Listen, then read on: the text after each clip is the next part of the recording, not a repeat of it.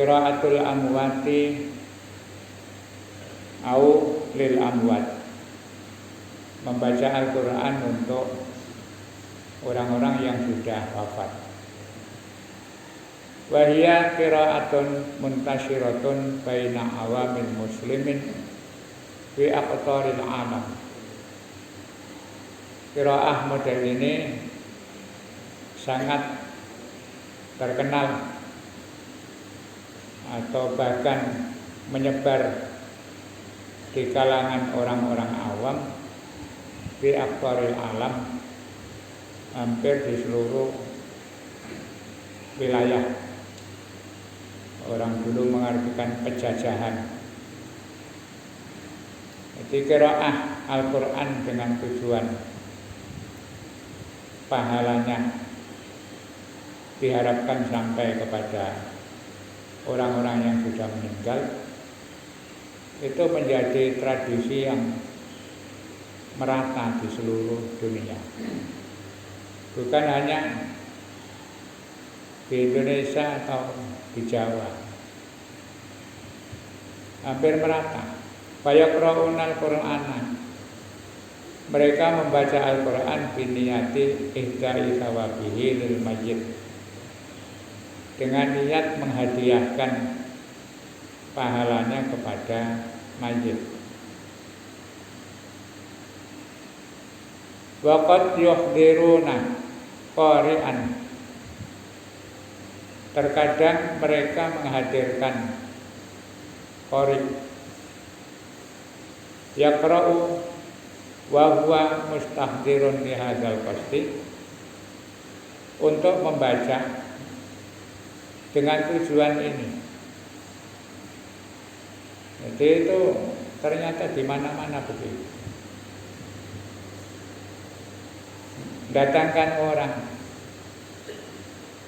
untuk baca Al-Quran, kemudian pahalanya dihadiahkan kepada mayit. Sehingga istilah hadiah itu populer.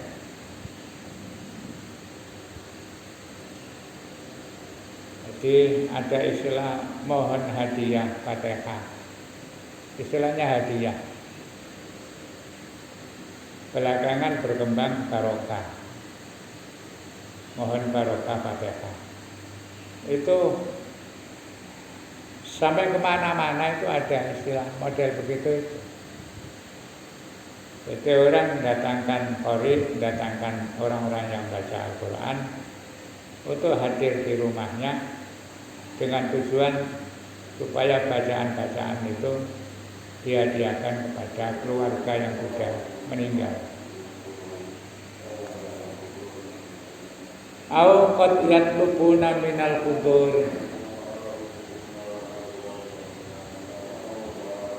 al-mu'ziyina lahum qira'atan ajza'a hatta yaqamu naqatmatan aw aktsar biniyati ihda'i thawabiha lil mayyit.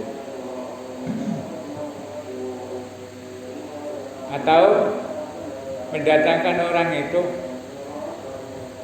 dalam upaya takziah. Takziah itu maknanya menghibur orang yang mendapatkan musibah. Jadi istilah takziah atau orang Jawa ngelayat,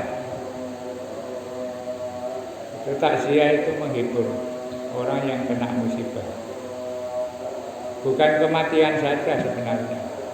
Musibah itu bisa macam-macam. Ada tertimpa musibah tanah longsor, atau juga kebakaran, atau apa itu, orang kemalingan, kerampokan. Itu dibutuhkan takziah. Takziah itu menghibur supaya tidak terlalu kecewa. Makanya kemudian ada tradisi takziah itu terus menemui keluarga yang mendapat musibah, dia mengucapkan bela sungkawa. Aslinya begitu, takziah supaya terhibur. Ya kita datang ketemu orang yang dapat musibah, terus kita hibur dengan pesan-pesan. Yang misalnya ada orang meninggal itu kan sering ada ucapan, ya saya ikut berduka, sampean yang sabar, mudah-mudahan almarhum diterima amalnya. Itu maunya menghibur. Cuma tradisinya itu ya mungkin karena banyak orang, sehingga sekarang banyak orang takziah itu gak usah ketemu keluarga. Ya teko orang ngumpul nah. Oke. Itu perlu sebenarnya ketemu keluarganya. Ya walaupun basa-basi misalnya. Tanya jam piro matine, loro apa. Artinya orang itu ketika ada yang memperhatikan, itu ada beban itu agak ringan. Merasa alhamdulillah banyak orang memperhatikan. Walaupun sebenarnya teko terus longgo-longgo jagongan ya wis terhibur, tapi akan lebih merasa diperhatikan kalau kita datang terus, paling enggak menemui keluarganya. Salah satu cara itu ya datang membacakan ayat-ayat Al-Quran, terus hadiahnya pahalanya dihadiahkan kepada si mayit. Baru pamangkomu yastagilul media wal musajjal bil qiraah lil istima' lahu wa yahibuna ajra hadzal istima' lil Qur'an limayitihim. Bahkan perkembangan terakhir ada yang tidak bisa mendatangkan orang,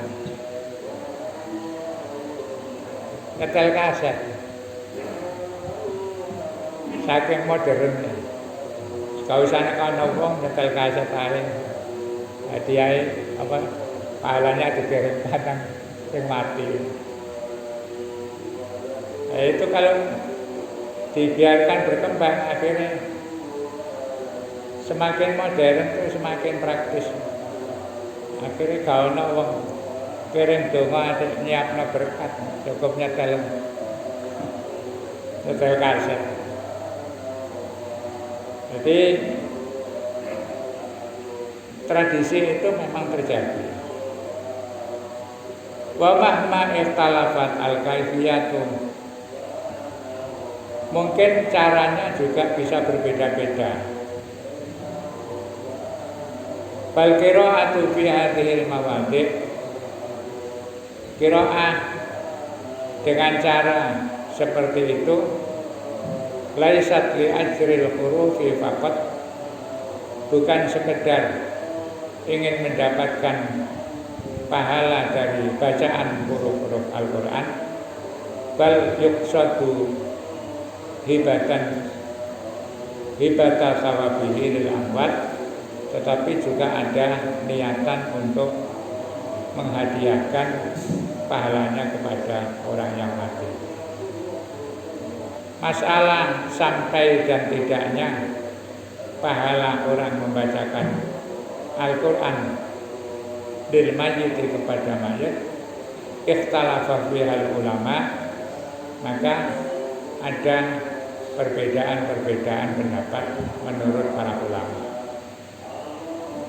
Wal ba'du yujizuha, sebagian ada yang berpendapat boleh saja bacakan ayat Al-Quran untuk orang yang sudah mati, wa yaqulu biwusuli ajril qira'ah min mayyit, dan mereka itu berpendapat bahwa pahalanya qira'ah itu bisa sampai kepada mayit.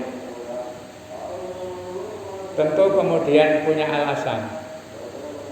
Yang mengatakan orang baca Al-Quran pahalanya sampai kepada mayit itu wa annaha tuqasu 'alal a'malus shalihah, dasarnya adalah kias, menyamakan atau menganalogikan terhadap amal-amal soleh allati sabata naf'al mayyiti biha,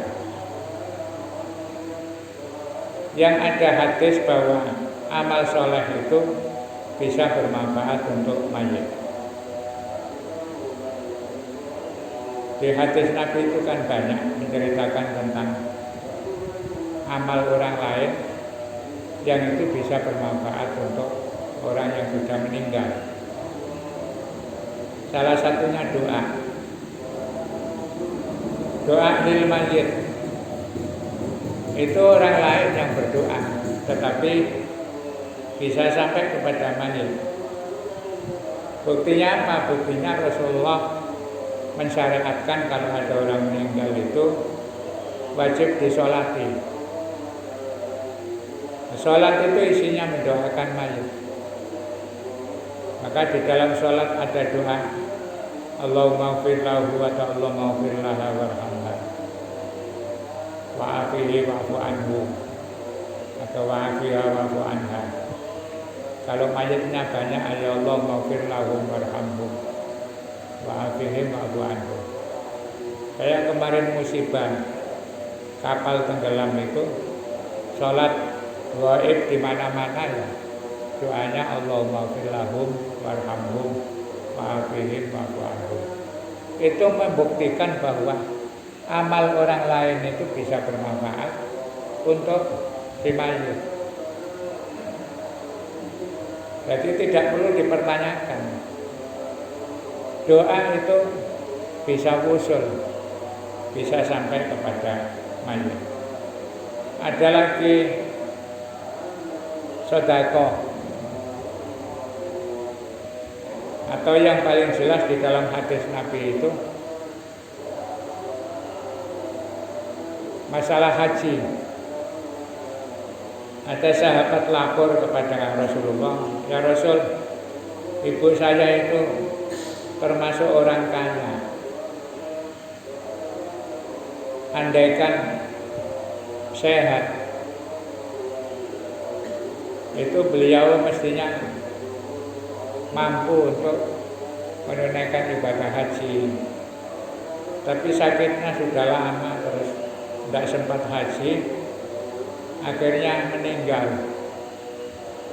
Apakah saya boleh menghajikan ibu saya? Kata Rasulullah, bagus. Jadi hajimu atas nama ibumu nanti bisa pahalanya diterima oleh ibumu. Itu artinya bahwa hadis itu menunjukkan hajinya seorang anak diniati untuk ibunya itu bisa. Termasuk yang lain-lain, artinya yang tidak khilafiyah. Orang punya utang, kemudian anaknya ya harus nyauri, karena itu penting, bagian dari kewajiban. Yang orang tua sudah meninggal, akhirnya disauri ambek anaknya, itu dianggap bebas. Dan ini hadisnya juga sahih. Jelas Rasulullah ketika ada orang mati kemudian ditanya, ini si mayat ini punya hutang apa enggak? Ada sahabat yang bilang, iya Rasul punya hutang. Oh ya sudah kalau gitu, silakan disolati, saya tak pulang. Itu menunjukkan pertama bahwa orang punya hutang itu harus diselesaikan sebelum dimakamkan, atau sesudah dimakamkan. Yang penting sebelumnya ada yang tanggung jawab bahwa nanti akan diselesaikan oleh keluarga. Jadi hutang itu termasuk hakul adami yang harus diselesaikan. Andaikan yang menyelesaikan itu orang lain, keluarganya, anaknya, itu dianggap selesai. Berarti kan amal solehnya orang yang hidup itu bisa manfaat untuk yang sudah mati. Yang kedua, hadis ini memberikan pelajaran. Para ulama ahli hadis mengatakan, kenapa Rasulullah kok tidak mau nyolati orang yang punya hutang? Terus akhirnya karena ada yang tanggung, saya ya Rasul yang menyelesaikan hutangnya si fulan. Akhirnya Rasulullah, ya sudah kalau gitu, ayo kita sholati. Ini menunjukkan bahwa orang yang bermasalah di dalam agama itu secara umum ya umat Islam punya kewajiban, tapi dalam rangka memberikan hukuman, sanksi, pelajaran kepada keluarganya, itu Rasulullah tidak mau kalau ada orang bermasalah. Sekedar menggugurkan kewajiban, ya silakan sahabat-sahabat nyolati. Nah ini juga kalau diterapkan dalam masyarakat, menggunakan pendapat yang seperti itu bisa berimplikasi kepada kekurangan-kekurangan yang lain. Misalnya begini, ada orang dia Islam tapi nggak pernah sholat, nggak pernah kegiatan-kegiatan yang positif lah. Malah yang kita lihat itu yang negatif. Terus suka minum-minum, judi, kemudian ya istilahnya pekerjaan-pekerjaan yang menurut syariat nggak baik.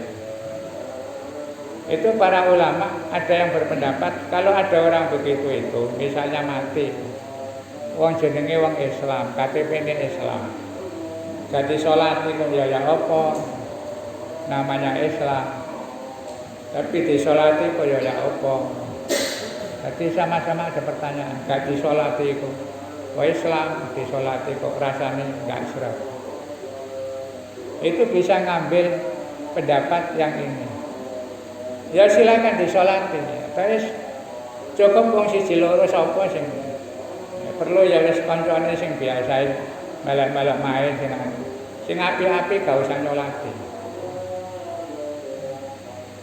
Itu untuk memberikan hukuman.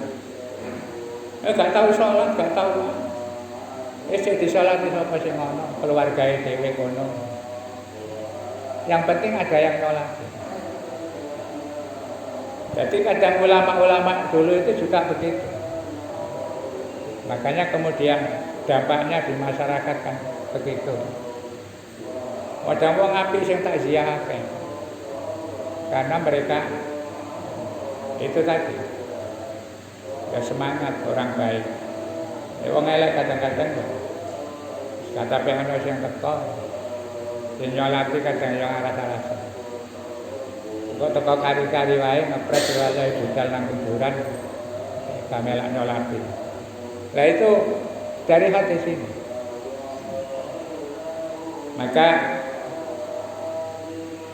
artinya bahwa orang mendoakan, membacakan Al-Quran, nyolati, nyedekai, termasuk ngamal jariyah dan sebagainya, itu kalau menurut pendapat ini ya boleh saja. Insya Allah sampai. Kemudian wa qiraatul Quran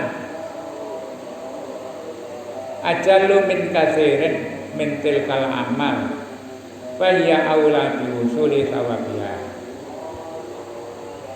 Sedangkan membaca Al-Quran itu pahalanya melebihi amal-amal yang lain tadi.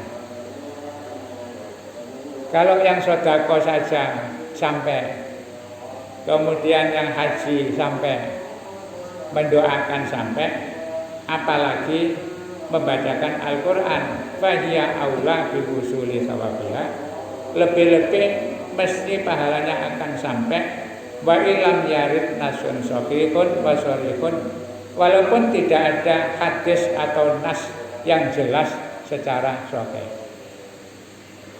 Jadi walaupun tidak ada hadisnya, gak usah ditanya hadisnya maca Quran kayak wong mati kundi, gak usah. Itu cukup menggunakan kias, karena ibadah-ibadah yang lain itu pahalanya bisa sampai. Apalagi baca Al-Quran. Itu yang dijadikan dasar bahwa bacakan Al-Quran itu bisa sampai kepada mayit. Makanya terus kita dianjurkan, karena ada informasi seperti ini, ya kita doakan keluarga yang sudah meninggal itu minimal baca apa saja pokoknya Al-Quran. Bacakan Al-Quran, ojo diwaca noliyane.